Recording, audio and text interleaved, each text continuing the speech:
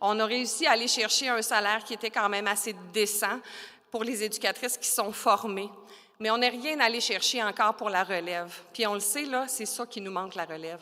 Nos jeunes qui sortent du cégep ont 19 $ de l'heure. S'ils vont vendre des souliers chez Yellow, ils vont en avoir 22. Il n'y a aucune, c'est pas tentant à part la passion des enfants de venir travailler pour nous en CPE. Il faut que ça change, il faut que le gouvernement puisse reconnaître ces femmes-là puis ces filles-là qui viennent de faire 3 ans d'études collégiales pour sortir avec un diplôme en main puis gagner 19 $ de l'heure. Ça n'a aucun bon sens.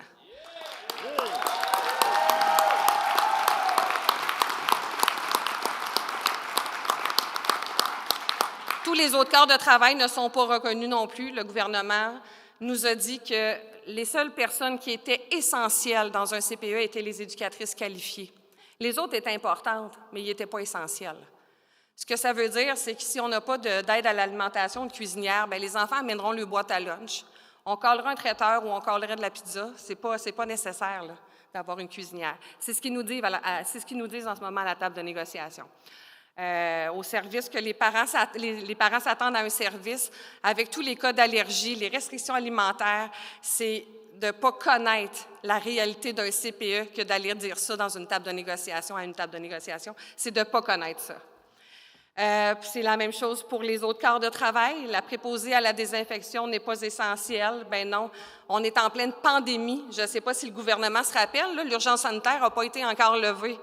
Fait que de la désinfection dans un CPE, ça n'en prend. Puis c'est pas à 15 $ de l'heure puis à 14 $ de l'heure qu'on va être capable d'attirer du monde pour venir désinfecter le CPE puis nos jouets puis rendre ça conforme puis acceptable pour les enfants puis les éducatrices qui y travaillent non plus. Mon Dieu. J'aurais tant à vous dire, je suis un peu émue. Année après année, je suis venue souvent ici participer aux assemblées annuelles. Le moment qui me rendait le plus nerveuse puis le plus émue, c'était à chaque fois qu'on voyait rentrer des grévistes. Je pensais jamais.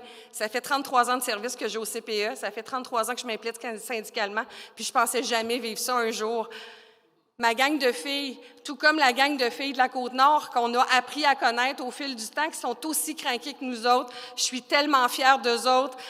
Quand ils ont annoncé le vote de grève à 100 % comme on l'avait fait 2 jours plus tôt, puis qu'ils nous suivaient dans cette bataille-là, on était vraiment très fiers. On vous remercie, les filles, puis on se bat tous pour le même combat.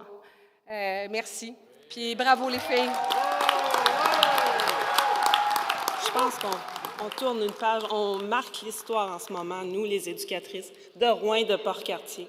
Puis, je voulais juste souligner aussi que je suis fière d'être une métallo parce qu'on a une équipe en arrière de nous qui nous soutiennent. Puis ça, c'est un gros wow. C'est ce qui nous aide à tenir. Fait que, merci beaucoup. Force!